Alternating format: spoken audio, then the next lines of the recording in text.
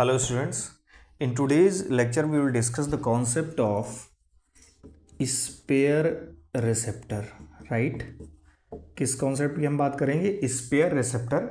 And spare receptor को हम almost जानते हैं, रिजर्व रिसेप्टर भी हम इनको बोलते हैं। तो आप इसको एग्जाम में ये भी याद रखेंगे, रिजर्व रिसेप्टर, राइट? तो what do you mean by spare receptor और reserve receptor? Very simple.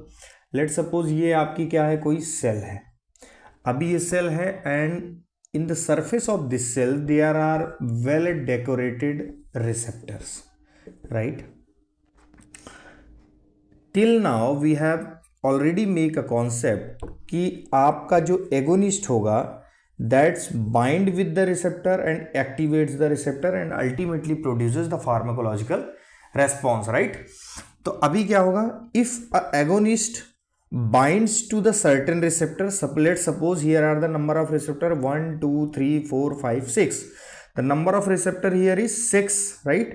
And the agonist produces its maximum response. बच्चे को इस स्पेयर रिसेप्टर की डेफिनेशन में ये जरूर याद रखना है कि if a agonist binds with the certain receptor and produces its maximum response, and at the time of maximum response whatever the receptor will be free, or you can say the whatever the receptor who are not occupied by the agonist at the maximum response, they are called spare receptors.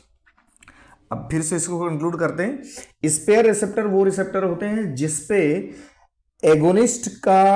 Agonist किसी receptor पे bound करेगा और जो maximum response दे, जब agonist का maximum response हो, जिस concentration पे एगोनिस्ट का मैक्सिमम रिस्पांस हो और उस समय जो रिसेप्टर फ्री हो उसको हम बोलते हैं स्पेयर रिसेप्टर या रिजर्व्ड रिसेप्टर, राइट?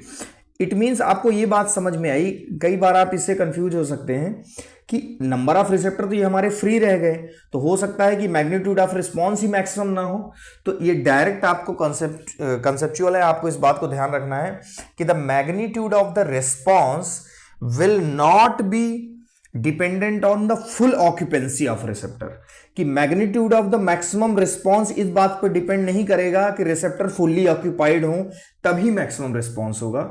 इसीलिए स्पेयर रिसेप्टर रिजर्व थ्योरी ये कहती है कि the maximum number of full occupancy of receptor does not decide कि क्या हो, मैक्सिमम रिस्पांस हो।